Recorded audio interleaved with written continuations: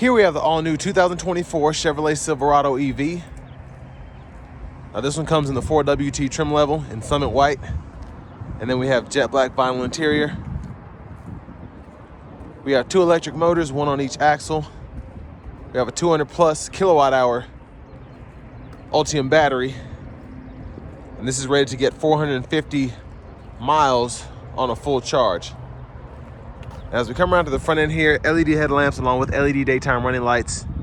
And even though this is the work truck version, I think it's a very, very nice front fascia here. So we're gonna just pop the frunk.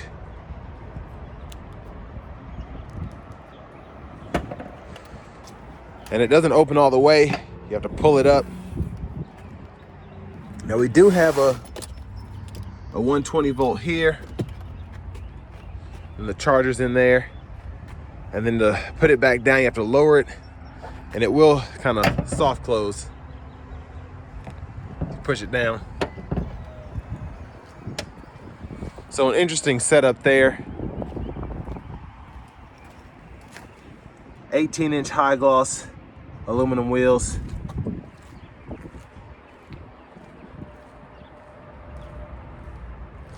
But we're gonna go ahead and walk around this way. And it just seems very large to me in terms of just the overall length of it and just the overall presence of it. It seems like a pretty big truck. Now this is supposed to be a full-size pickup, just electric, but still.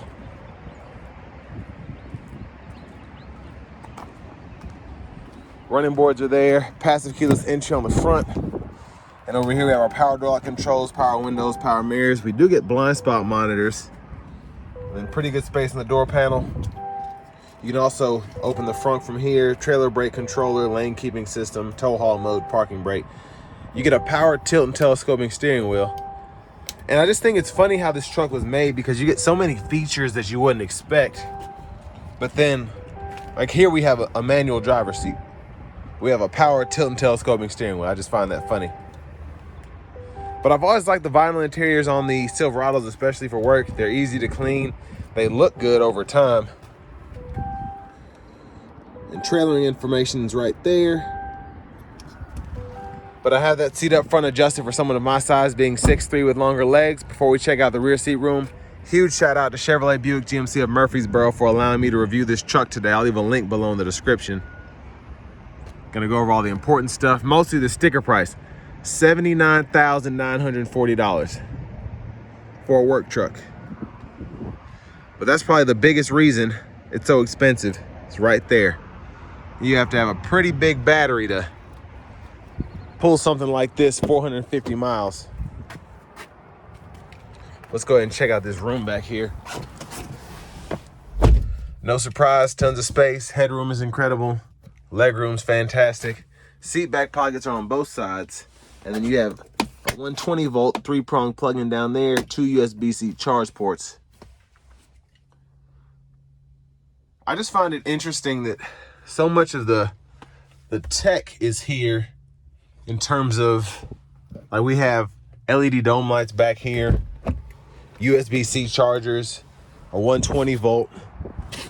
Really the only thing this thing is missing is leather, heated, cooled seats, all of that. I mean, you still get adaptive cruise on here. The lane keeping system is just an interesting play for a work truck, I think. Now, we do have that ability to get 350 kilowatts max charging speed on a DC fast charger. And this one has the soft tonneau cover option. So that's included with this truck. All this other stuff is just left back here. But 240 there, and then we have 4 120 volts right in there.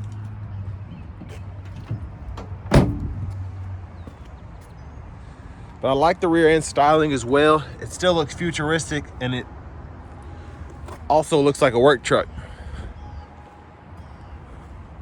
So, mostly because of that black body color bumper back there. It's not the body color, but you know what I mean. We can lift these up if we want to use them for storage as opposed to seating space.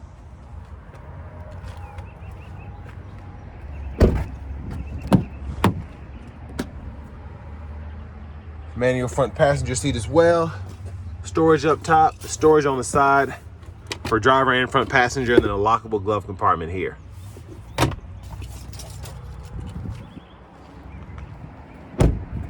But now we're just gonna go back around to the driver's side and just take a quick look at the features we have from there.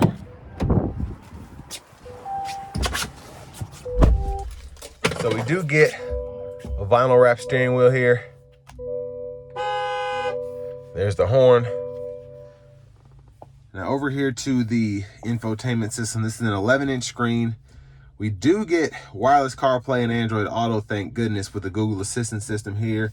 On top of that, we get our typical AM, FM, XM radio along with Bluetooth, and then we have Google News and podcasts. Now we have a Wi-Fi hotspot. Settings are in here. You have Team Driver, rear seat reminder, and buckle to drive. And then if you want to change your system settings in here, you can change your units of measurement as well as your language. And then you do have the Google Maps up here. You have to have that subscription, of course. And then your controls are in here. You have a quick shortcut. For example, your lights right here. So you can turn those to auto as opposed to having them on. Window lockout for the back, automatic high beams, park assist. So a lot going on here. You even have your aux switches here if you want to have access to those. Oh, excuse me. And then your vehicle status, you can go in here and kind of see what's going on there in terms of your tire pressure, trip info, energy info, etc. So a lot to do here. And again, what cracks me up is some of the luxury features that you get here, but so many other things that you're missing. So you have dual zone automatic climate controls here, which definitely isn't a bad thing. It's just kind of funny to me. It is an EV, so a lot of the EVs have stuff that are standard here that you wouldn't get on a typical gas-powered truck. But having your dual zone climate control, the just ridiculous graphics here in the screen, it just cracks me up. And then you have your rear controls there.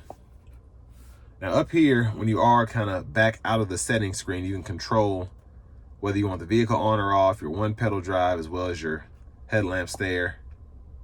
And then all of your charging settings are in here, so you can decide what you want the battery to charge up to, as well as the charge assist, schedule the home charge, and then all of your shortcuts on the side here, including your Bluetooth. Now backup cameras here, guidelines follow you as you turn the steering wheel. You have a front camera as well, curbside views. So quite a bit that you can choose from. And then 2 USB-C charge ports, a 12-volt, plenty of storage here, bottle holders, and then you have your typical center console cubby space here, which has a pretty good amount of space as well. Hazards are here. And there's a look at the back from up here. And your dome lights are right in here. And then vanity mirror.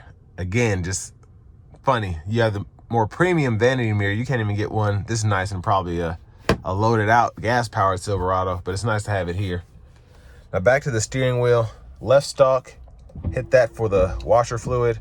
You can control the wipers here. And then high beams there.